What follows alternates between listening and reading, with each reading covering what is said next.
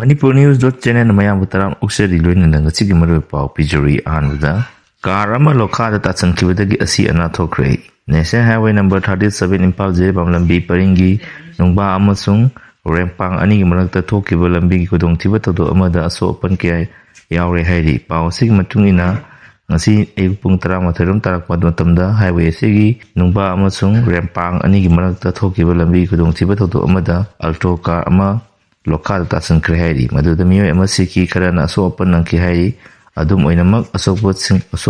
masing hauzik maki oina di sabsaba kambang amdre makata update da kambai post na hero info amadagi KCP PWG gilan mitare kulai ke among loena phat kre aina thingaba manipur la lob ama oiriba KCP PWG gi mitare kulai konana thabal district ke hero police station manung chanba YBC club ki manakta leiba SDC office dagi ngasi ayup nganba pung ani ga minit kurom taba tamda Thabal district police ki QRT 109 69 66 amadi IT6 suba CRPF ki battalion ki platoons RAF ki 99A company ki apunba khopu amana thi bhum ki tabak chathabada phagat pangam le hairi police ki paw sina hai ngasi ayuk kulai konana phagalabak KCP PWG gi mesing adudi Waikhom Tinku sahi kunipan apopo Waikhom Ranjit Impal East District Porompat MD Riwas Allies Part Apopa MD Rafit Nongadadagi Angom Baby Allies Wataba Apopa Angom Imo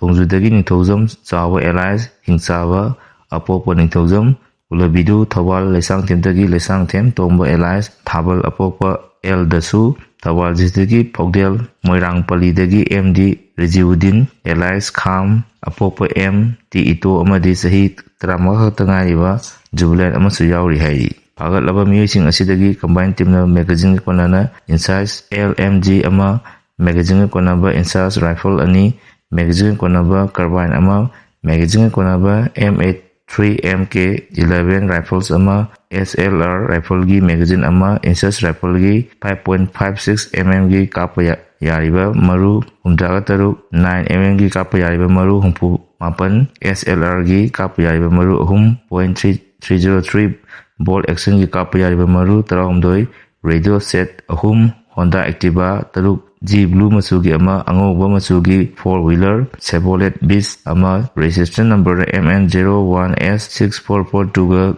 loinana KCP PWG gi thaba base kuntra nipan amadi MPA thaba base marishu Patpung ki hairi makata update amada PR lengak na law and order control ngamdabadagi miyami painare Manipur gi law and order control ngamdabadagi Delhi da lengak lungi subli pariba BJP gi Narendra Modi na lusingba NDA lengak na popular government into daga PR tamsan ki badagi miyang gi mihut MLA sing maya yaudaba kaiga pangkaknare PR lengak na Manipur da thoiba illegal migrant sing kuki jo narcoterrorist singna lebak matakta landariba sigi waroshin puraknabani haiduna NBDN lusingba popular government into daga PR tamjalakiba thani henjalaba phawba wato sigi chapjaba waroshin purapangam leiri amaramda lenga paibada saruk yakiba BJP gi MLA singna governor unaduna mokhogi aningba pambasing tabak tongtokpiu haina WhatsApp wanamugi thawong chathaduna leire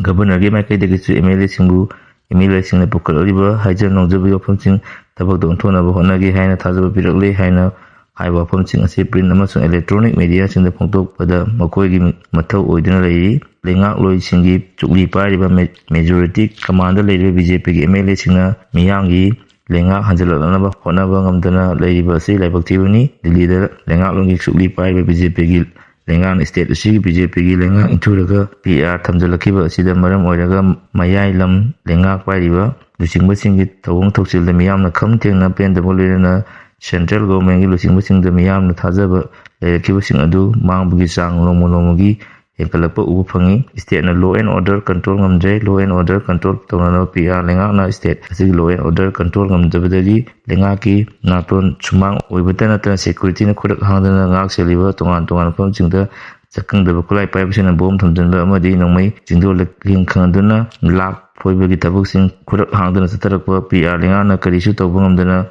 ngamdaba asina miyangi mafamda agi tujingba punarakibani Masimakti khwaidagi chawba laibak thibani PR lengak aibasi central government hautingnana lengak loigi chukli paisanduna law and order ngak sinba amadi state na pakatpa ngamdaba chakhot thawrangi thabak tharumsing akhanaba mieng changduna loisanab honabani logi wangmuda Indo Myanmar border ngamkai lansalalaga Manipur gi apunba saktam chukairaga Chinkuki jo singna state asigi manungda kuki singi khakti oiba leba jalengam semnaba leba ki athada kamtena war crime chatharaki chahi ani mapung phajalaba phawba masi warashin state na purapa ngamdre haibadagi central government na masigi warashin puruknabani haiduna PR thamjalakibani Western rule na national highway sing yawn state asigi manungda leiba chathok chasin tawbada Chinkuki jos imiyasingna athingba thamliba asi anto ondana miyambu free movement tahonanaba lakthokiba adu mai pakpa ngamdana leiri loinana maitai singi senglaba laifamlen oiba kobru amasung thangjing jingda changduna maitai singna makoigi apangpu singi khomda lai khurumdwa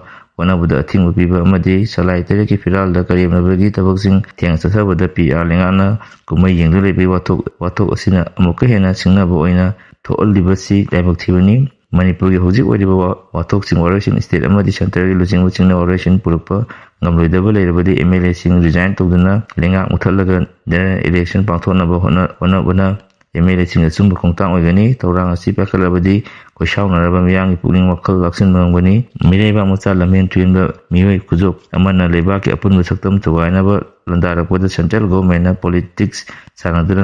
leibadagi Manipur gi miyambu victim ohenaba honabagi mahut wathok gi warashin puruknaba puksel sengna honadrabadi state asida lenga pariba lujingbusingi makata na khongdapam leiraktaba yai makata update irang asida PR thamjanduna normal si laklabagumna uhallagliba sidagi ekoi mit nakong singna leiba jangi MP Bimol Lok Sabha gi MP Dr. Angomcha Bimol haikre Manipur sahi ani phajalaklaba irang asida president rule thamjanduna miyamda normal lakbagumna uhaliba asidagi ekoi mit nakong singna leiba jangi ngasi kesam thongda leiba MP Bimol gi yumda pangthokpa pawgi famda Dr. Akoijam Bimol makha taraduna president rule laklaba matam asida phawba India gi citizen amana masagi laifam laisangda changlaga lai khurumba ngamandriba phangandriba freedom of movement phangandriba asi yahanaba thabak lokhatpa jangi popular lenga amasu leitrabanina tasana daduna leibasu yadrabanina personal rule ama leibagi thabak chap chana miyamgi iul khanga thabak tawa changi madugi mohta nomai kapte hara kumai tawa yare haiba utuna thokli birang asi community issue oina othonanaba tawriba